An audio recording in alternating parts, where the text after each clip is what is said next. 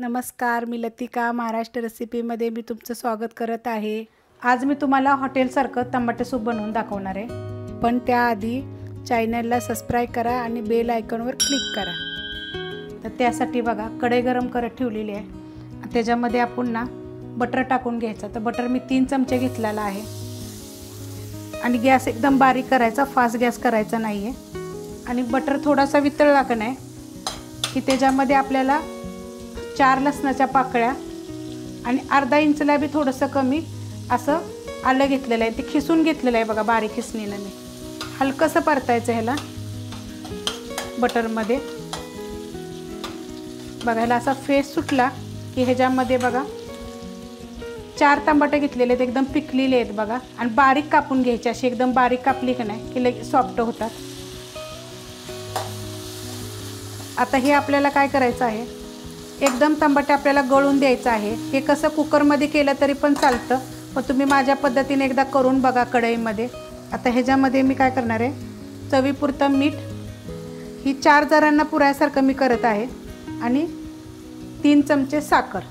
तर छोटे चमचेचं आहे, तुम्ही कमी टाकली तरी पण चालेल। आणि आपण हे एकदम मीडियम गॅसवर टमाटे आपण सॉफ्ट करून घेऊया थोडे। मीडियम गॅसवर बघा मी एकसारखं यांना हलवत आलेले, तर टमाटे आपलं सॉफ्ट झालेलं आहे। आता हे सॉफ्ट झाल्यानंतर आपण ह्याच्यामध्ये पाणी टाकायचं आहे। तर 4 माणसांसाठी तर मी हे बघा ह्या आकाराचा ग्लास आहे, तर मी 1.5 ग्लास पाणी टाकणार आहे।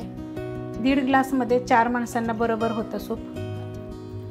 तर आता हे आपण चांगलं शिजवून देऊया, आणि गॅस फास्ट नाही करायचा, मीडियम गॅसवरच करायचं आहे हे सगळं। तर बघा हे असं एवढं पातळ झालेलं आहे, तर तुम्ही ह्याच्यापेक्षा पण पातळ करू शकता अजून, कारण हे टमाटर अजून आपल्याला शिजलं पाहिजे। शिजल्यानंतर नाही टमाटर गळलं की नाही तर अजून घट्ट होईल, त्यामुळे आपण हे चांगलं ह्याला उकळून देऊया। बघा हे आपलं टमाटर सूप बघा चांगलं उकळलेलं आहे, आत्ताशी उकळी फुटली त्याला। आणि हे कधी पण मीडियम गॅसवर करायचं, फास्ट गॅसवर जर केलं ना तर त्याची एक चवचा प्रकार असा निघून जातो।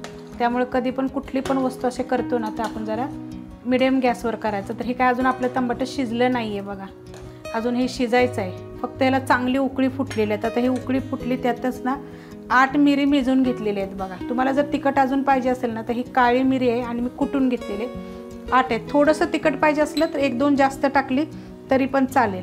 आपल्याला कलर यासाठी बघा हे कलर घेतलेला आहे, मी 1 चिमूट घेतलेला आहे, तो टाकते बघा। बघा त्या 1 चिमूटनं कलरला किती छान असा सूपला कलर आलेला आहे। जास्त नाही टाकायचं, 1 चिमूट फक्त टाकायचं आहे, आणि नाही टाकला तरी चालेल खरं। बघा त्याचा कलर किती छान आलेला आहे, आणि अजून शिजल्यानंतर तर हे एकदम मस्त होईल। आता ह्याच्यामध्ये बघा आपल्याला 1 चमच बघा टमाटर सॉस टाकलेला आहे, त्याच्यामुळे चव एकदम छान येते आणि सूपची टेस्ट एकदम अशी चांगली वाटते। तर ह्याला आपण 5 ते 7 मिनिट एकदम चांगलं उकळून देऊया, म्हणजे आपलं हे टमाट्याचा गाळ होईल, आणि नंतर आपण हे काढून घेऊया। टमाटर सूप बघा चांगलं उकळलेलं आहे, तर मी गॅस बंद करते आणि आपण हे गाळून घेऊया। त्यासाठी 1 टोप घेतलेला आहे, आणि त्याच्यावर मी ही बारीक चाळण घेतलेली, एकदम बारीक चाळण आहे, त्याच्यात आपण ही टमाटर सूप असं ओतून घेऊया। बघा बघा किती सॉफ्ट झालेलं आहे। आणि हे जर मिक्सरला लावलं की नाही तर हे जर म्हणजे काय होतं माहिती आहे का, त्याचं बी पण मिक्सरला बारीक होतं, आणि मग त्याची जरा चव चांगली लागत नाही। आता हे काय करायचं बघा, आपण असं हातानं चमच्यानं वरनं दाबायचं, कारण जास्त टमाटर सॉफ्ट झाल्यानंतर लगेच गळतं, जास्त टाईम लागत नाही त्याला गळायला। त्यामुळे तुम्ही माझ्या पद्धतीने एकदा करून बघा, छान लागतं। ह्याच्या अगोदर बी मी सूपचे भरपूर व्हिडिओ टाकलेले आहेत। तुम्हाला जर ही रेसिपी आवडली तर प्लीज लाईक करत जा, आणि कमेंट करायला विसरत जाऊ नका। आपण हे हातानं बघा असं जरा दाबून दाबून ह्याला सॉफ्ट करून घेऊया। बघा असं चमच्यानं मी दाबून दाबून पूर्णपणे त्याचं काढून घेतलेलं आहे घर, तुम्हाला दाखवते त्या खालचा असं चमचा पुसून घेऊया आपण। आणि खाली बघा सगळं पडलेलं आहे, आणि हे चाळणीच्या पाठीमागं बघा लागतं, तर आपण असं बोटानं काढायचं, गरम असेल बघा असं निघतो एकदम। आणि हे जर मिक्सरला केलं ना तर त्याची साल होते बारीक, बी बारीक होतं, किती जरी काढलं तरी थोडं तरी बी राहतंच त्याला, त्यामुळे चाळणीनं जर आपण केलं तर एकदम छान असं होतं।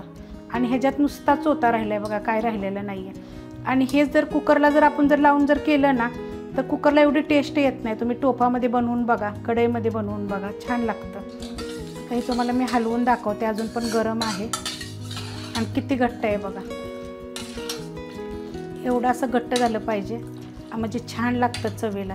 तर मी कढई गरम करत ठेवली, त्याच्यामध्ये आपण हे सूप टाकून घेऊया। बघा कसं आहे, आणि प्यायला एवढं छान लागतं थंडीमध्ये ना, एकदम चवदार लागतं. जर तुम्हाला थोडं तिखट पाहिजे असलं तर मिरं थोडे जरा जास्त टाकायचं. काळे मिरे टाकले चालेल, पांढरी मिरी टाकली तर चालेल. आता ही उकळून देऊया.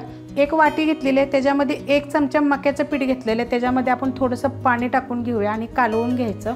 कारण जर हे असं जर टाकलं ना तर गाठी होतात, त्यामुळे आपण हे हातानं चांगलं कालवून घेऊया. आणि जरी असं वरून जर चमच्यानं हलवलं तर खाली ते आळून बसतं, त्यामुळे ही आपण हातानं थोडंसं कालवून घेऊया. सूप बघा आपलं उकळलेलं आहे आणि आपण एका वाटीमध्ये मक्याचं पीठ ना कालवून घेतलेलं आहे. तर ह्या उकळलेल्या ह्याच्यामध्येच बघा हलवून एका हाताने असं हे टाकायचं. जास्त जर तुम्हाला घट्ट पाहिजे असेल तर जास्त टाकायचं. मी 4 जणांसाठी 1 चमचा छोटा, जो आपण जेवतो ना छोटा चमचा, तो चमचा घेतलेला आहे आणि त्यांना ते मक्याचं पीठ मी मापून 1 चमचा घेतलेला आहे. तर हे कसं जास्त उकळलं का नाही तर घट्ट होतं, पण ह्याची चव तर बघा.